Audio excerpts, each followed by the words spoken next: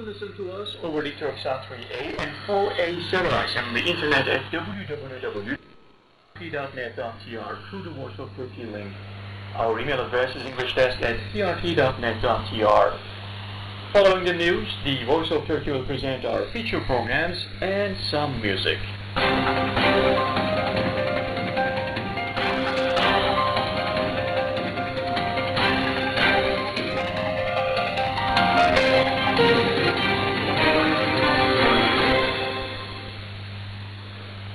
But first, the news. Turkey's President Recep Tayyip Erdogan on Friday held a phone call with British Prime Minister Boris Johnson and discussed developments in Syria and Ukraine. According to a statement by Turkey's Communications Directorate, Erdogan and Johnson also discussed climate and refugee issues.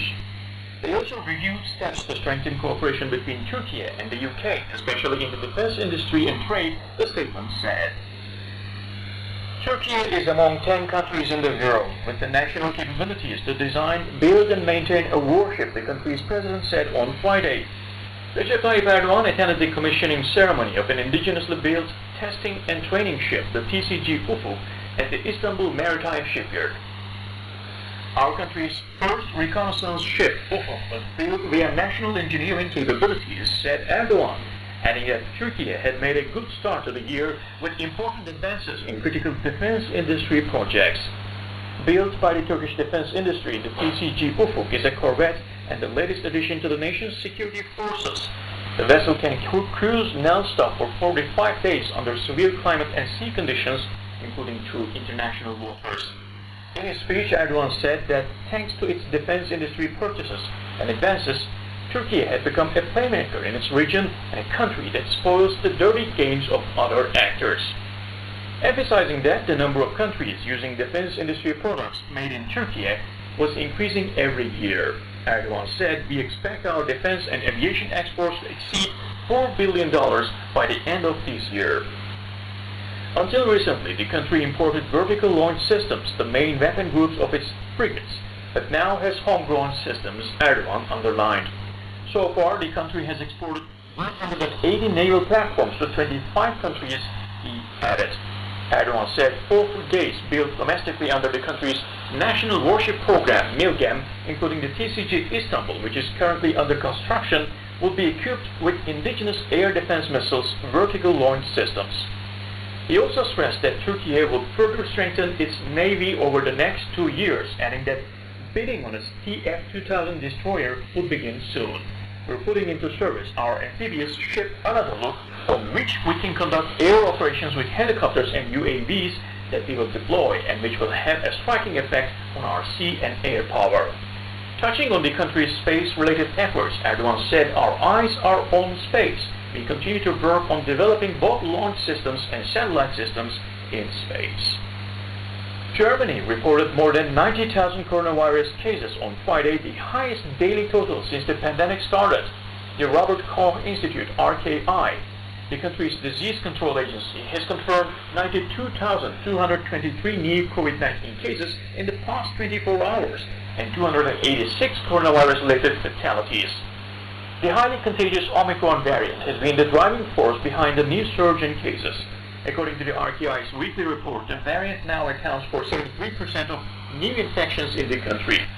Despite a surge in coronavirus infections, most of the cases have been mild so far, not requiring hospitalization. Germany's hospitalization rate stood at 3.23 per 100,000 residents on Friday, much lower than the figures seen in previous waves of the pandemic. The number of COVID-19 patients in intensive care units also declined this week, according to official data. On Thursday, 2,960 intensive care unit beds were occupied and around 3,050 beds were free. However, public health officials are warning that Omicron is spreading significantly faster than previous variants, and it could swamp the healthcare system if cases continue to climb dramatically in the coming days. Kazakhstan's President Kassym-Jomart Tokayev lifted the state of emergency in 4 more regions on Friday. Shymkent, East Kazakhstan, Karaganda and Turkestan are the regions where the state of emergency was lifted, according to the Kazakh presidency.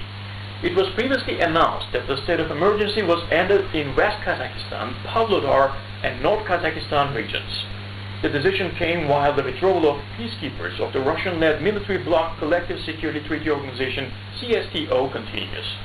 On January the 2nd, protests broke out in Kazakhstan over an increase in liquefied petroleum gas prices in the city of Zanaozan and Mangyat-Austo, which later turned into clashes with police, with the most violent developments taking place in Kazakhstan's former capital and largest city, Almaty. Tokayev requested help from CSTO allies, and in a short period, peacekeepers from Russia, Belarus, Armenia, and Tajikistan arrived in the country and backed the Kazakh law enforcement in restoring order. Downing Street apologized on Friday to Queen Elizabeth II over two parties having number 10 on the evening of Prince Philip's funeral. It's deeply regrettable that this took place at a time of national mourning, and number 10 has apologized to the palace, Prime Minister Boris Johnson's spokesperson told local media. The apology was made through official channels, it was added. At the time, Britain's coronavirus restrictions made for indoor gatherings were banned, and only groups of 6 could meet outside. For this reason, and captured in an iconic picture, the Queen was forced to sit and mourn alone at her husband's funeral. Elizabeth II was married to Prince Philip, the Duke of Edinburgh, for 73 years.